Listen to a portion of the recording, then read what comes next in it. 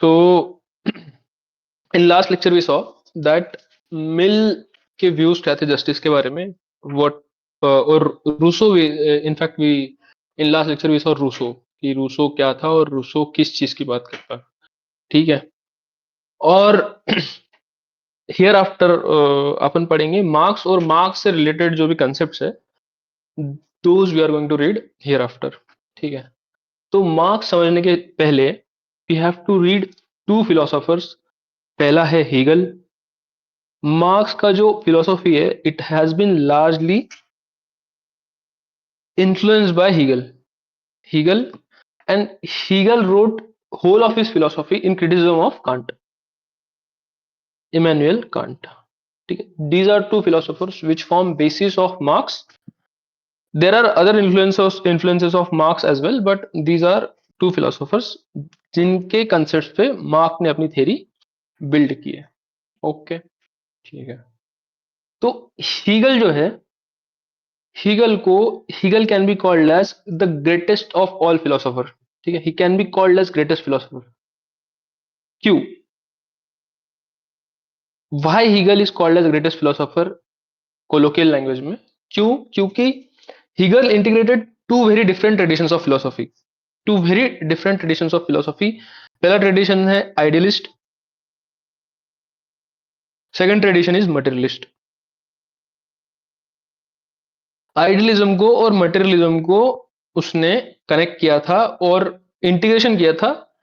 Aristotle ने इसके पहले ट्राई किया बट ही वाज, मतलब उसको कहीं ना कहीं आप आइडियलिस्ट लेंस में ही देख सकते हो।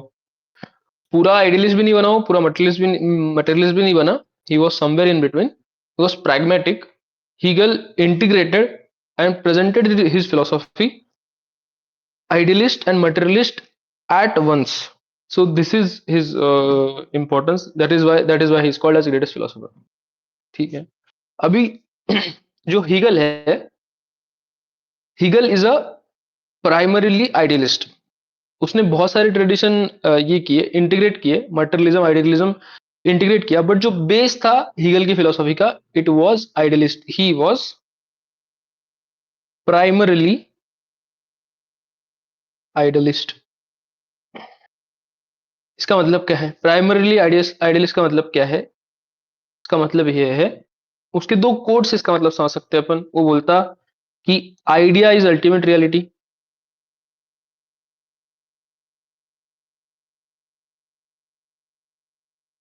Comma truth. और दूसरा जो कोट है that says idea is real and matter is reflection of idea. ये सिमिलर आइडियाज अपन ने कहीं तो भी पढ़े हैं, कहाँ पढ़े हैं? ये सिमिलर आइडियाज अपन ने पढ़े हैं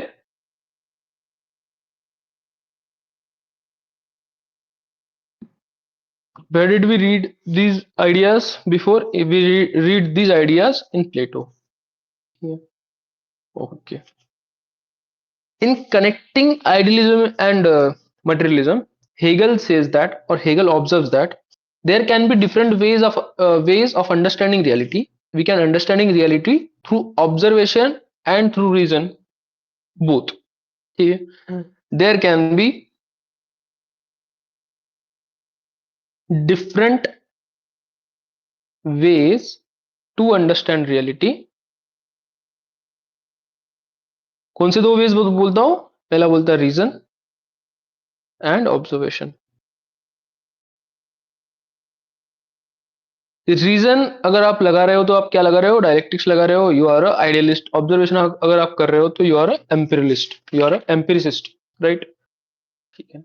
तो इस चीज को एक्सप्लेन करने के लिए क्या बोलता हो? इस चीज को एक्सप्लेन करने के लिए बोलता प्लेटो क्या बोलता है उसका आइडियलिज्म। अगर प्लेटो का एक लाइन में अगर एक्सप्लेन करना है अपने को तो what we will say what will say reality shadow of idea, right? Will say reality shadow of idea. But what Hegel says is real real is rational and rational is real। ठीक है। Real is rational, rational is real. This is a very famous quote of Hegel, the greatest philosopher. ठीक है। अभी जो जो पूरी quote है, we break that into two parts. Real is rational is part A, rational is real is part B. ये दो coat में ये हीगल की फिलोसॉफी को अपन समझेंगे। ठीक है। सबसे पहला कोट है, first part of quote is real is rational. What does it mean by real is rational? Real is rational is critique of another German philosopher Immanuel Kant. Real is rational is criticism of Immanuel Kant. ठीक है। Kant Sahab was a great philosopher. What did Kant Sahab say? Kant Sahab was an idealist. He gave philosophy of deontology. He gave ethical one of the approaches in ethics, deontology, and he says that real is rational का जो meaning है, वो meaning ये है कि it is a criticism of Immanuel Kant.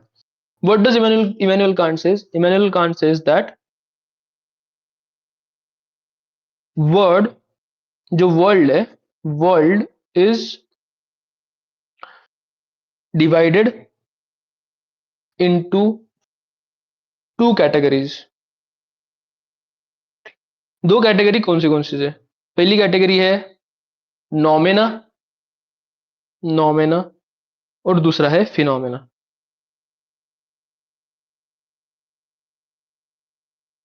नोमेना is world of God, it is world of God. Phenomena is real world, world of events. Phenomena क्या है? Phenomena is something that happens in real world, world of events. Realization is criticism of Immanuel Kant. Kant is an idealist. He he laid foundation of deontology, and he divides world into two categories. पहला है नोमेना, दूसरा है phenomena. नोमेना का मतलब है world of God. World of God को आप world of ideas से भी समझ सकते हैं, वर्ल्ड ऑफ रीजन से भी समझ सकते हैं, राइट? क्यों world of God is world of idea? Because idea, जो आइडिया ऑफ परफेक्शन है, that is God. Perfection is God. या फिर रीजन जो है, जो अल्टीमेट रीजन है, that is God. Phenomena is world of events. ठीक है। Immanuel Kant, Immanuel Kant, right? Emmanuel Kant का इंपॉर्टेंस क्या है? इमैनुअल कांट का इंपॉर्टेंस है कि उसने एथिक्स,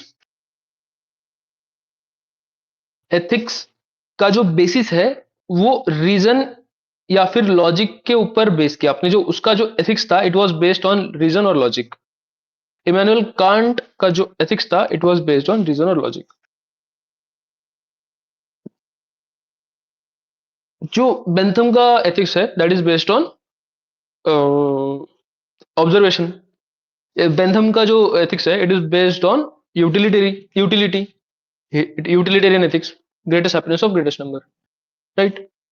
तो जो ब्रिटिश लाइन ऑफ एथिक्स है, that is empiricist, observation based, and German tradition is rationalist, idea based. ठीक है। कांट को बोलते हैं he is a quintessential, is a quintessential enlightenment philosopher. ठीक है। Quintessential enlightenment philosopher. Enlightenment का मतलब क्या है? एनलाइटनमेंट का मतलब है renaissance. Renaissance is rebirth. Rebirth किस चीज का? Rebirth of reason. Why is called as quintessential enlightenment philosopher? Because he belonged to Renaissance. Renaissance is rebirth of reason. Rebirth of reason. Where did Kant apply reason? Kant applied reason in ethics. His ethics was rational. His ethics was logical. ठीक है। ही rejected medieval philosophy, medieval ethics of religion, and gave a rationalist ethics, right? He gave a rationalist ethics. ठीक है। अभी बात कैसा है कि जो medieval philosophy थी या फिर medieval जो philosophy थी that was based on idea of God, based on idea of religion, right? अभी जो कांट है, can't belong to the time of Renaissance. He was a very rational guy और वो he does not deny existence of God. Existence of God को deny नहीं करता हो, he accepts that God exist, that God exist. ठीक है। अभी वो किस चीज को डिनाई करता, व्हाट डज ही डिनाइज? ठीक है। He denies that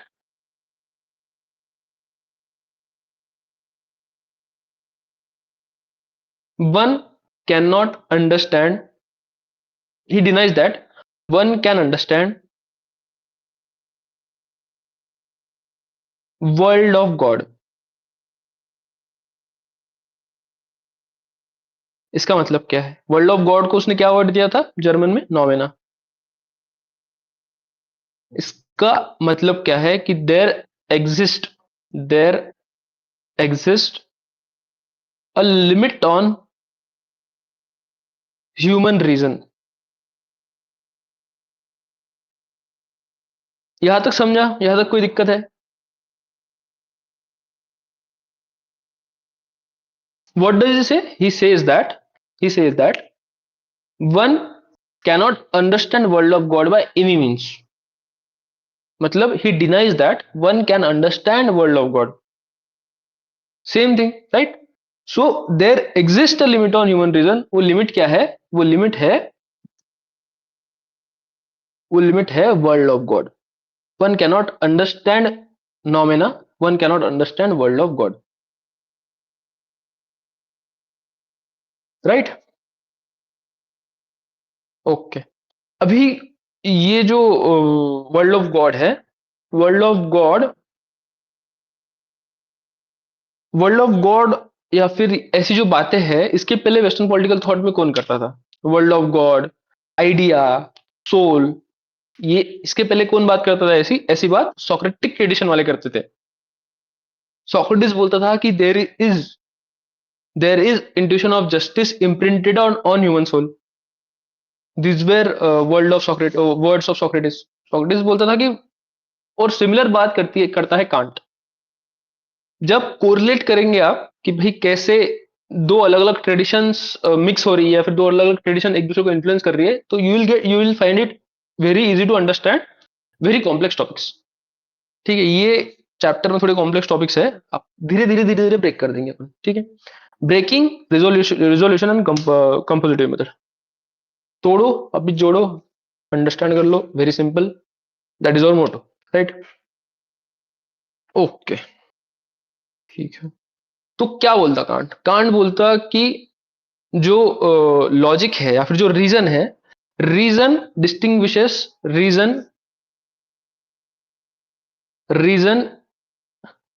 distinguishes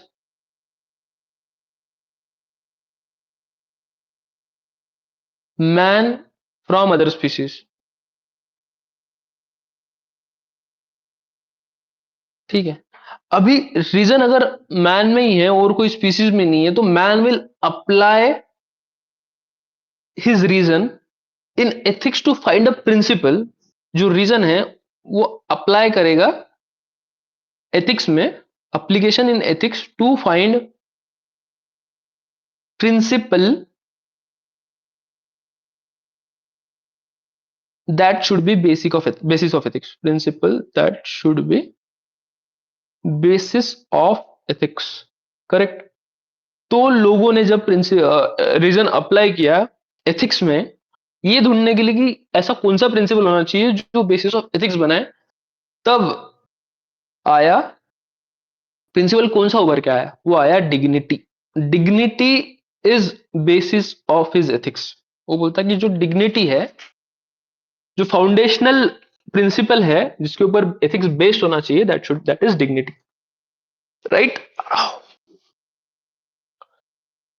okay, तो जो ऐसा प्रिंसिपल है जिसके बेसिस पे एथिक्स बेस होना चाहिए या फिर एथिक्स का फाउंडेशन होना चाहिए, उसको वो बोलता है कि ऐसा principle should be absolute duty, absolute duty. और ये बोलता हूं कि दिस प्रिंसिपल जो है that should be treated as categorical imperative. Again, to understand a concept, we break the concept in many अपन उसका एटमोलॉजी देखते हैं कि इसका मीनिंग क्या है, then it is very easy to understand कि फिलोसोफर को या फिर स्कॉलर को बोलना क्या है। अगर वो बोल रहा है कि ऐसा प्रिंसिपल एक ढूंढो जो हो बेसिस ऑफ एथिक्स, और this principle should be treated as absolute duty, a categorical imperative. Categorical imperative, imperative का मतलब क्या है कि one demand demand a fellow human being, मतलब ये चीज I can demand from you और एनीवन एल्स। इंपेरेटिव है, imperative to do something. Categorical, categorical का मतलब है कि एक एक ऑब्लिगेशन है। कैटेगोरिकल इंपेरेटिव मतलब कैटेगरिकली बोल रहे हैं कि ये आपका obligation, it is it is an absolute duty. ठीक है, categorical imperative is a very good concept to use in ethics as well. ठीक है, कैटेगोरिकल इंपेरेटिव से मैं मतलब एक बढ़िया एग्जांपल मैं बोलता, दैट विल बी, अभी ये एग्जांपल से आपको इजीली समझ जाएगा कि कैटेगोरिकल इंपेरेटिव से कांट को बोलना क्या है। ठीक है, जो आर्टिकल 17 है इंडियन कॉन्स्टिट्यूशन का, कॉन्स्टिट्यूशन ऑफ इंडिया का, आर्टिकल 17 क्या क्या बोलता कि जो अनटचेबिलिटी है उसको कर दो ban. Untouchability in any form, he says, article 17 says is wrong, right? I am right, right? Article 17 is wrong. Untouchability is, untouchability is a criminal offence. जो आगे protection of civil rights act आया वो बोलता कि untouchability is a criminal offence, right? Article 17 is a categorical imperative on all human all Indian citizens. It is a categorical imperative. It is an absolute duty. Is an absolute duty to follow. ठीक है, समझा? Categorical imperative का मतलब क्या है? Categorical imperative का मतलब एकदम सिंपल भाषा में कि it is an absolute duty, right? Article 17 is an absolute duty, it is an absolute duty that Indian citizens have to follow. Categorically एक ऑब्लिगेशन डाल रहे हैं, एक इंपेरेटिव डाल रहे हैं सिटीजन्स ऑफ इंडिया पे, आप अनटचेबिलिटी फॉलो मत करो। ठीक है, I ask you one thing, does duties under article 51 A are categorical imperatives? Are they categorical imperatives और दे कवेनेंट्स विदाउट सॉर्ड?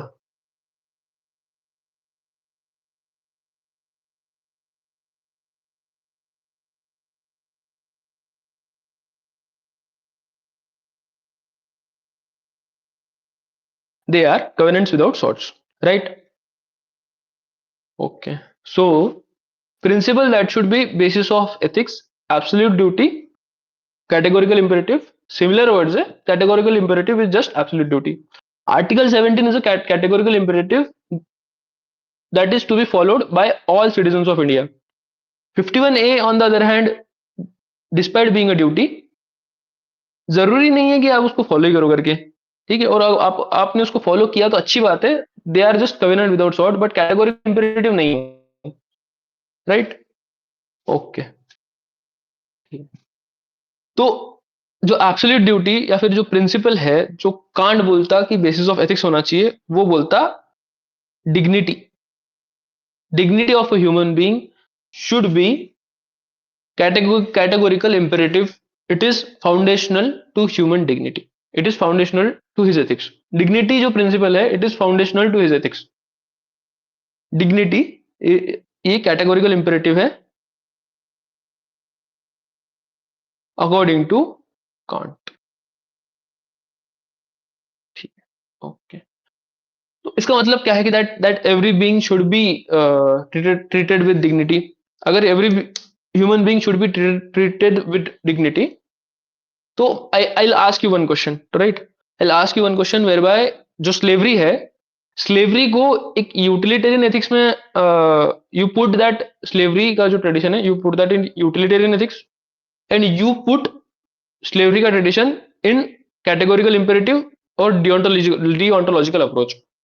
तो which concept will tell that slavery is wrong and which concept will tell that slavery is right?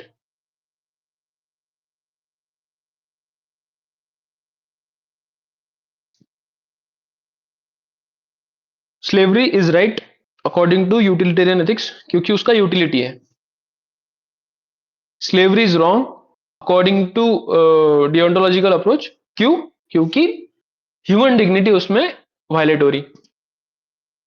ठीक है, principle of human dignity is categorical imperative और it should be applied irrespective of caste, color, creed, forms, and human dignity is basis of concept of human rights। ठीक है, human dignity as a categorical imperative forms basis of human rights।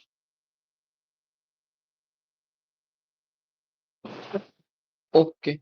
जो human dignity का concept है, जो human dignity का concept है, that was later widened by एक Peter Singer करके एक फिलोसोफर है, very good philosopher to quote in ethics के questions. Peter Singer is a very good scholar to quote in ethics के questions whereby he says that human dignity में include करता है animal dignity को भी। Human dignity ही includes animal dignity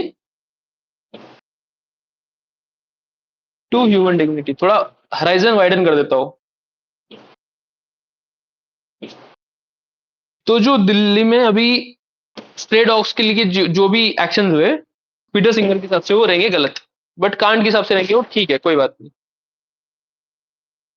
कोई अगर chicken खा रहा है, कोई अगर मटन खा रहा है, कोई नॉनवेज खा रहा है, तो कांट बोलेगा कि ह्यूमन डिग्निटी यहाँ पे वायलेट नहीं हो रही है, but Peter singer will say that this is wrong, right? Okay. तो तो जो कैटेगोरिकल इंपेरेटिव है, categorical imperative categorical imperative of human dignity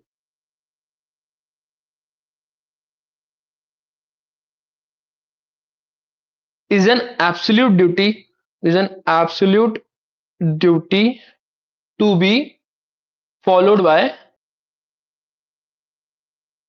one human being।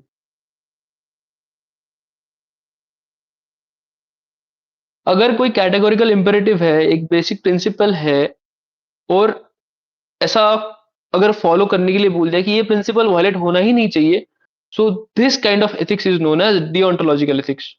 और एक मीनिंग निकल गया था डियोंटोलॉजिकल एथिक्स का, वो है कि mean should be right, my mean should be right, and doesn't matter, right? इसमें मीन्स क्या है? Means is categorical imperatives. Example time, example देंगे अभी गांधी का। गांधी मॉडर्न हिस्ट्री में सबने पढ़ के रखा है, गांधी मॉडर्न हिस्ट्री में सबने ऑफकोर्स पढ़ के रखा है। और एक इंसिडेंट हुआ था चौरी चौरा, चौरी चौरा इंसिडेंट हुआ था, चौरी चौरा इंसिडेंट हुआ था। और गांधी का जो कैटेगोरिकल इंपेरेटिव है उसकी फ्रीडम स्ट्रगल में, उसका गांधी का कैटेगोरिकल इंपेरेटिव क्या है? Non violence, Satyagraha.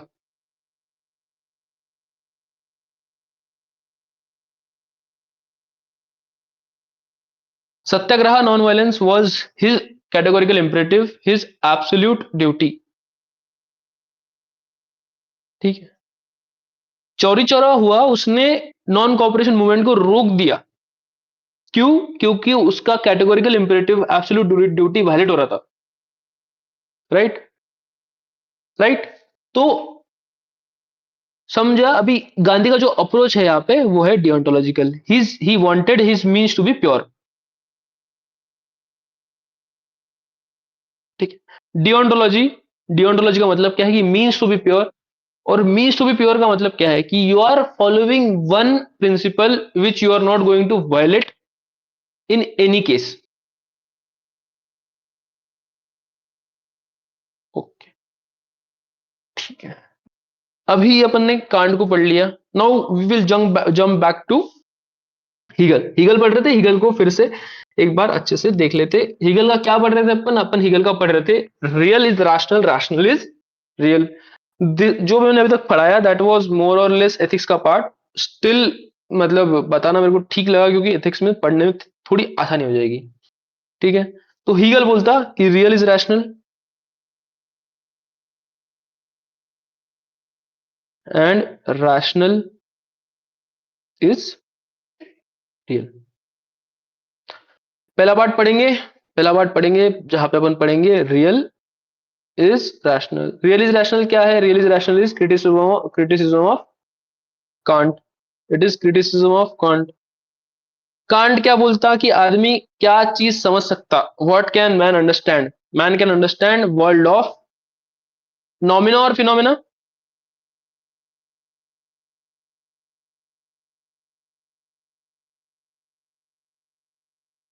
Man can understand world of phenomena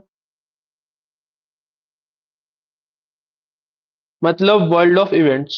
world of events, right. Man can only understand world of phenomena मतलब क्या है? There is limitation on human reasoning. Human reasoning पे एक लिमिटेशन है, ऐसा बोलता। कौन बोलता? ऐसा हीगल बोलता, कांट बोलता? कांट बोलता there is a limitation of human reasoning, ऐसा बोलता कांट। अभी रियल इज रैशनल से हीगल को बोलना क्या है? कि हीगल को बोलना यह है कि it does not matter if we are studying noumena और phenomena, nothing is beyond human reasoning. Noumena और phenomena is within human reasoning.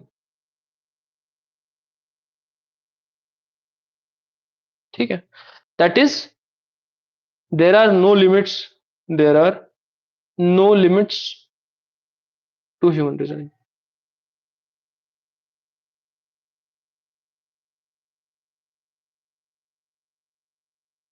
ठीक है।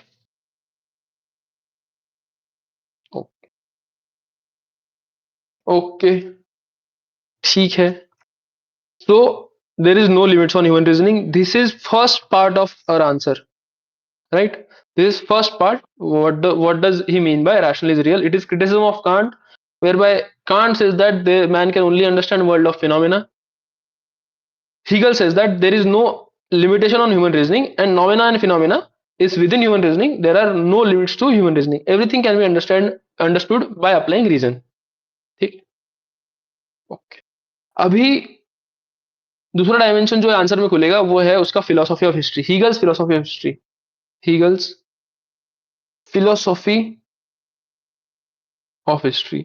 हीगल्स फिलोसॉफी ऑफ हिस्ट्री समझना इंपॉर्टेंट क्यों है? क्योंकि दूसरा पार्ट जो है उसका जो बेसिस बना था वो है रैशनल इज रियल का जो पार्ट अपन ने अभी तक पढ़ा नहीं, रैशनल इज रियल, वो उसकी फिलोसॉफी जो हिस्ट्री है उसकी philosophy of history will be helpful to us to explain rational is real. Real is rational अपन ने पढ़ लिया।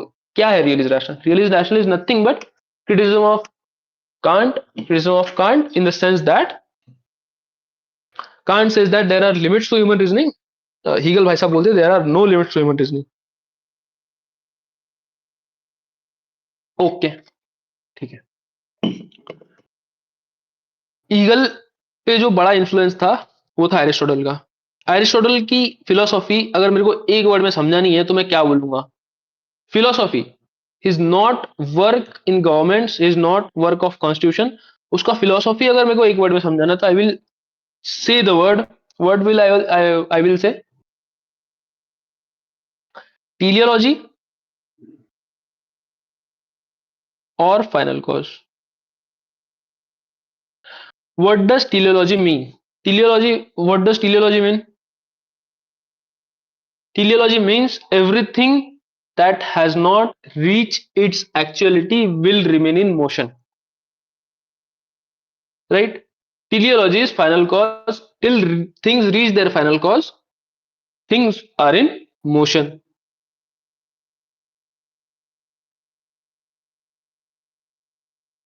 right? Teleology का मतलब क्या है कि जो फाइनल कॉज है पहले से प्री डिटरमाइंड है, final cause is pre determined and things will move in that direction so that you can achieve your final cause, you can achieve your teleology। ठीक है, तो teleology, teleology ऑफ हिस्ट्री, अपन philosophy of history पढ़ रहे तो we will also think history, history का teleology या फिर हिस्ट्री कैसे मूव होती। ठीक है, हिस्ट्री कैसे मूव होती? History moves according to Hegel, history moves on ideas, history moves due to ideas, idea is moving force of history, idea is moving force of history. काफी logical statement है, nothing hard to understand. कोई idea है, कोई ideological background है चीजों को, then only things will move, right? Alexander had idea of world conquest. Genghis Khan had idea of world conquest. World conquest उनके हिसाब से उनका टेलियोलॉजी था। They moved in that direction और idea was moving force of their history, right? Swaraj जो idea था गांधी का, Swaraj moved Gandhi to free India from clutches of slavery, to free India from colonialism। एक आइडिया है, आइडिया ओनली मूव्स हिस्ट्री, ऐसा बोलता Hegel and I very much agree to that कि idea is moving force of history. You need to have idea और idea will effectively change into reality. So idea जो है Hegel के हिसाब से, idea is ultimate reality, idea is ultimate reality. Marxism अगर नहीं होता, मार्क्सिज्म की आइडिया नहीं होती तो माओइज्म नहीं होता, माओइज्म इंडिया में नक्सलिज्म नहीं होता। तो दे आर वेरी हिस्टोरिकल चीजें, they happened because of idea of Marxism. Russian revolution नहीं होता अगर मार्क्सिज्म नहीं रहता, राइट? तो idea is moving force of history, there has to be idea of something to materialize things, idea is ultimate reality and matter is just reflection of it, matter is just reflection of idea, reality is just shadow of idea। Idea of pen came first, then pen happened, right? So that is idea is ultimate reality, idea is perfection and matter is just reflection of it। ठीक, okay. तो मैं idea idea idea कर रहा हूं बार बार, अगर मैं बार बार idea idea idea कर रहा हूं तो जो हीगल जो है, हीगल ऑन्टोलॉजिकली क्या रहेगा? ऑन्टोलॉजिकली वो रहेगा आइडियलिस्ट, क्योंकि उसके लिए हिसाब से आइडिया रियल है।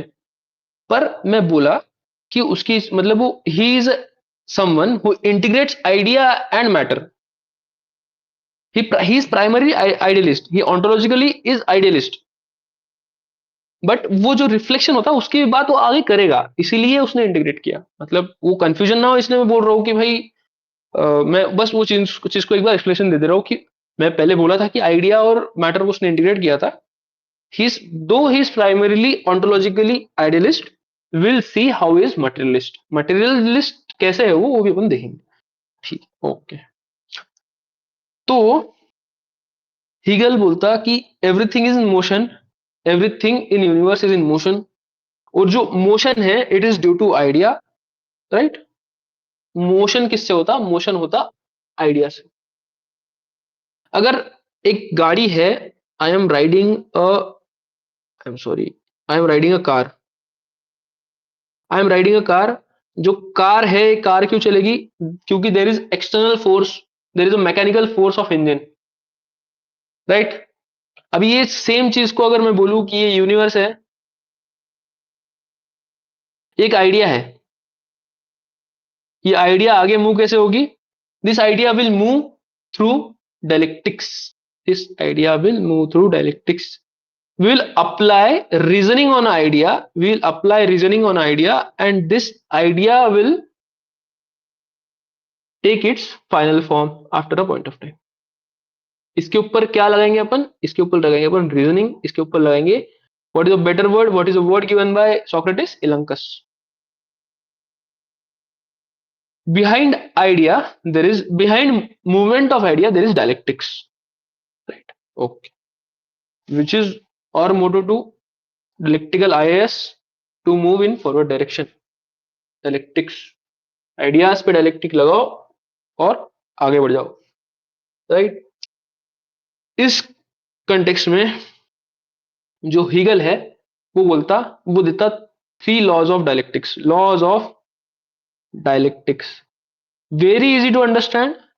एक दो एग्जांपल देके समझा दूंगा तो एकदम इजीली समझ जाएगा.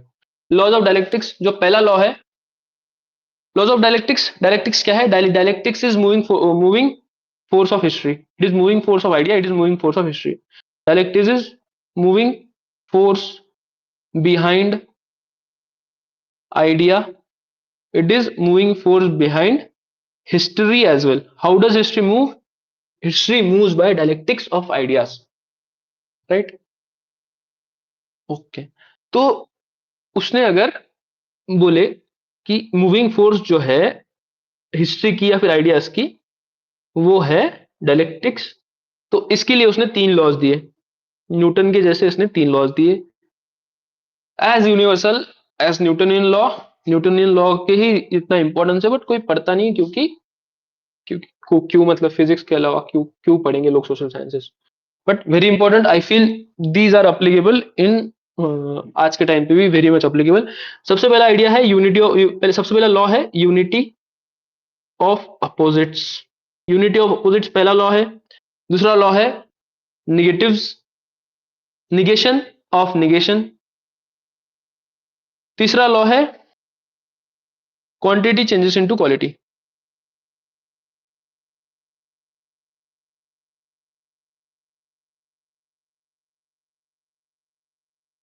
ठीक है, unity of opposites. Unity of opposites सबसे पहले पढ़ेंगे अपन. सबसे पहले क्या पढ़ेंगे? Unity of opposites, UOO, unity of opposites.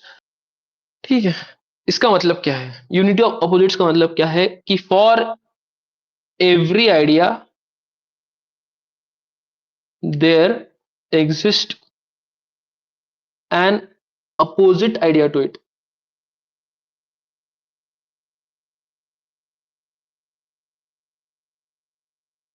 ठीक है, for idea of Ram there is Ravan.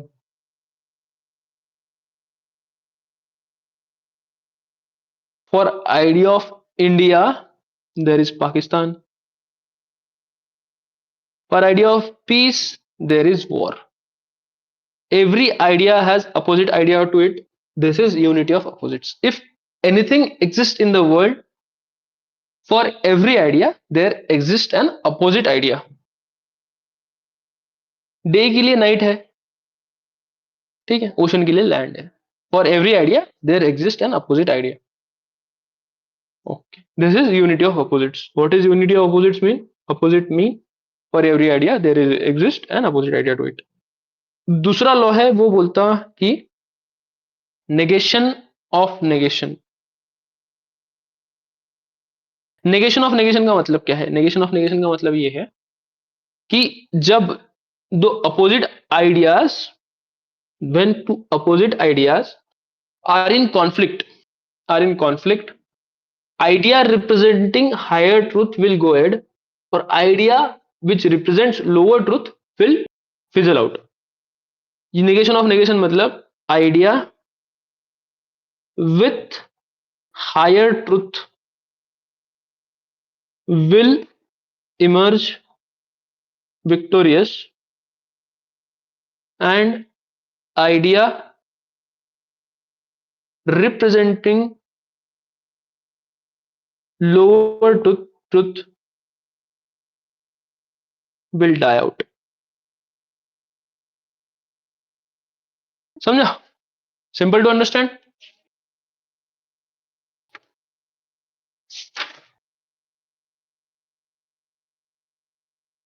Negation of negation बहुत मुश्किल नहीं है। एग्जाम्पल दे सकता हूं मैं फिर से, गांधी का और ब्रिटिश गवर्नमेंट का, स्वराज का और बेनेवोलेंट डिस्पोटिज्म का, राइट? रामा का और रावण का। Ravan represented a lesser idea, Rama represented a higher idea. Truth emerges eventually, satyameva jayate, right? Okay. Now जो तीसरा लॉ है, that is quantity changes to quality. Quantity changes to quality का मतलब क्या है? क्वांटिटी चेंजेस टू क्वालिटी का मतलब ये है कि छोटे छोटे changes will over a period of time इतना बड़ा चेंज ला सकते कि कुछ नया ही उससे आ जाए। ठीक है? Change is happening all the time. Small changes coming together aggregatively will form a change so big that it appears new. That something new will come out with small changes. अब किसी ने एटॉमिक हैबिट्स अगर book पढ़ी होगी तो वो बोलता है कि 1% change every day, 0.1% change every day, some 1% change every day will bring out 37% change in in a bigger period of time. वही आइडिया है, छोटा छोटा आप चीज करते जाओ, something big will come out of it. धीरे धीरे पढ़ाई करते जाओ, आपके आइडियाज क्लियर होंगे, you will write very good answers, and that is the goal, that is the final goal, right? Quantity changes to quality. बहुत सारे आंसर्स लिखो, इवेंचुअली 100 आंसर लिखने के बाद 101 का जो आपका आंसर रहेगा, it is going to be much better than your first answer, right? Quantity changes into quality. Consistently effort डालो, रिजल्ट बिल्कुल आएगा, राइट? ओके, ठीक है। These are three laws of motion, three laws of dialectics, three laws of dialectical motion for given by Hegel for ideas। ठीक है, okay. अभी क्या बोलता हीगल? जब तक जब तक यूनिटी ऑफ अपोजिट्स रहेगी तब तक मूवमेंट रहेगा। जब कॉन्ट्रडिक्शंस खत्म हो जाएंगे, when contradictions ends, motion and. When contradiction end, motion end, end of motion is end of history।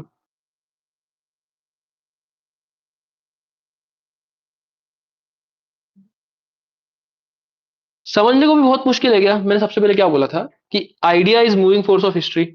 अगर आइडिया का मोशन खत्म हो गया तो हिस्ट्री मूव होगी क्या? नहीं होगी। यूनिटी ऑफ अपोजिट्स अगर खत्म हो गए तो हिस्ट्री मूव होगी क्या? नहीं होगी। Rama killed Rama killed Ravana. Rama killed Ravana. जो आइडिया ऑफ रामा है, जो आइडिया ऑफ एक मर्यादा पुरुषोत्तम है, ठीक है, वो आइडिया को एंड मिल गया। ठीक है, वो कॉन्ट्रडिक्शन खत्म हो गई। रामा और रावण में से राम जी जीत गए, तो जो कॉन्ट्रडिक्शन है वो खत्म हो गई। अब जो कॉन्ट्रडिक्शन खत्म हो गई तो जो हिस्ट्री है of Rama, that also ended with that contradiction जो खत्म हो गई, वहां पे जो हिस्ट्री ऑफ रामा है दैट आल्सो एंडेड। तो end of motion, motion between idea of Rama and Ravana, when that motion ended, history of Rama also ended, right? Rama is seen as Maryada Purushottam. मर्यादा पुरुषोत्तम का मतलब क्या है? A man who is best in all aspects, Maryada Purushottam, right? Okay. तो human history Hegel के हिसाब से क्या है? ह्यूमन हिस्ट्री हीगल के हिसाब से है कि is a dialectical movement of idea. It is a dialectical movement of idea. ठीक है? जो human history is a dialectical movement of idea. What is perfect idea? What is perfect idea according to Plato?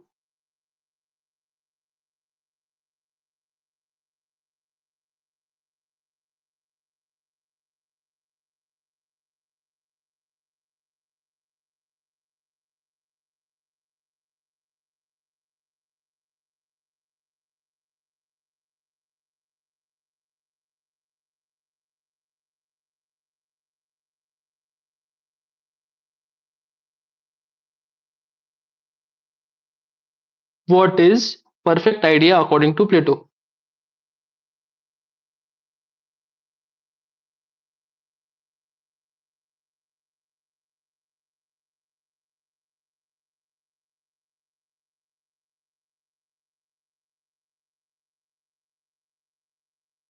According to Hegel, human history is dialectical movement of idea. He says that human history is a march of God on earth. प्लेटो के हिसाब से जो absolute idea थी, जो perfect idea थी, वो God है।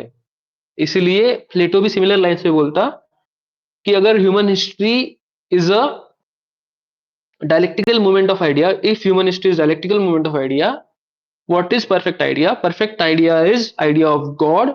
That is why Hegel says that human history is a march of God on this earth. God यहाँ पे क्या रिप्रेजेंट करता है? Perfect idea.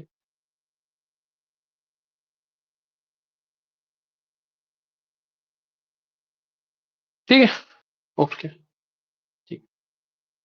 God is an absolute idea and everything in this world is an reflection of it. ठीक है, God, और एक code देता है इसके लिए वो, one more code he gives for this. God is an absolute idea and everything in this world of phenomena is a reflection of God. It is a reflection of God. ठीक है, God revealed himself through living things. Amoeba से सबसे पहले God ने खुद को reveal किया। Single said animal से गॉड ने खुद को रिवील किया। लिविंग थिंग्स में डायलेक्टिक्स हुआ, डायलेक्टिक्स से बने प्लांट्स। ठीक है, उसके बाद ट्रीज बने, ट्रीज से बने, ट्रीज के बाद बर्ड्स बने, बर्ड्स के बाद एनिमल्स बने, एनिमल्स के बाद ह्यूमंस बने, ह्यूमंस ने बनाई फैमिली, फैमिली ने बनाई society, civil society, civil society ने बनाई स्टेट। स्टेट जो है, state is an final final step of evolution. It is end of dialectics, ऐसा बोलता हीगल। ठीक है, if human history is a march of God on earth, then state is state is a march of God. State is a march of God, क्योंकि state is final step of evolution for Hegel. ठीक है, क्या यहाँ पे dialectics हुआ? ठीक, finally family एक ideological evolution का या फिर एक इवोल्यूशन का एक पार्ट बताया हीगल ने। फैमिली, उसके बाद आई civil society. This is next step of evolution according to Hegel. Family क्या रिप्रेजेंट करती? फैमिली रिप्रेजेंट करती अल्ट्रुइज्म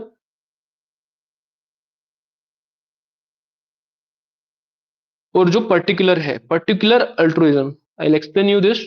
सिविल सोसाइटी क्या रिप्रेजेंट करती? Universal egoism, right? What does family what does family represent? इसमें पॉजिटिव क्या है? इसमें बेटर ट्रूथ, इसमें बेटर हायर ट्रूथ क्या है फैमिली में? अल्ट्रुइज्म। इसमें लोअर ट्रूथ क्या है फैमिली में?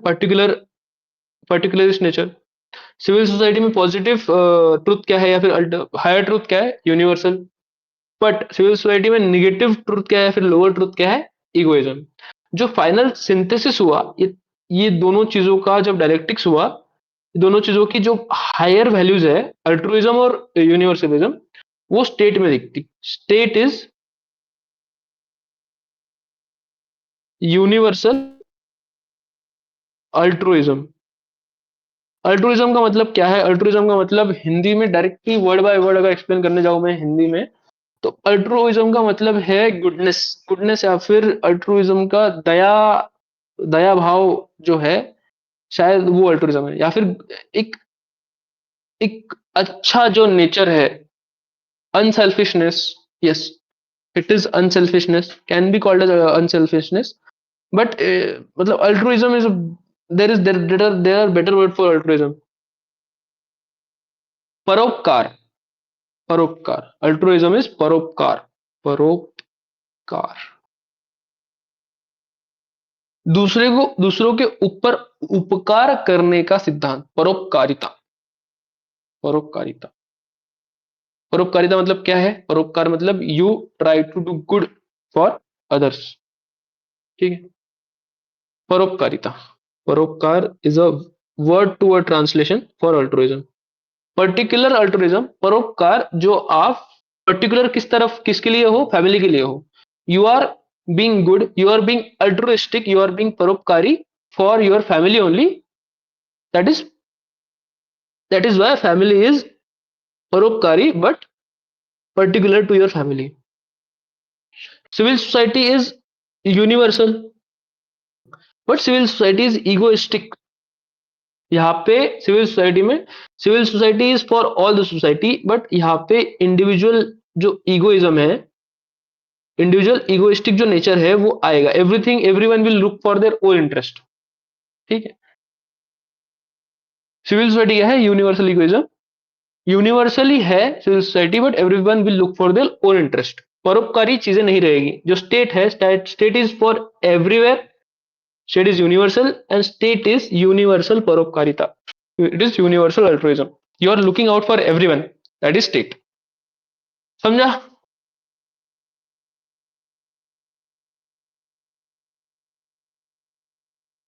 फैमिली और सिविल सोसाइटी की जो हायर ट्रुथ्स है उनको लेके बनता state. Family is particular altruism, family is particular altruism, civil society is universal egoism, and state is universal altruism. Positives of family and positives of civil society are taken to form state. ठीक है। अब जो state है, universe की जो spirit है, state in state, universe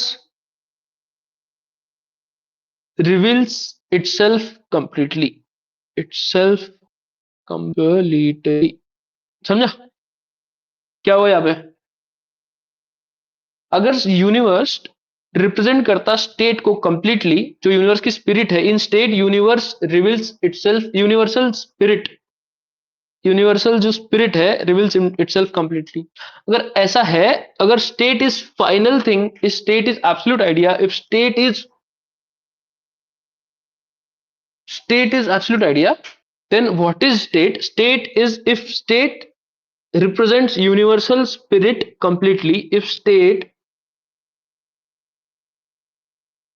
is an absolute idea. Why it is an absolute idea? Because it represents final step of man's ideological evolution. If state is an absolute idea, then state is symbol of God. That is why state is march of God on this earth. State is symbol of God. ठीक है।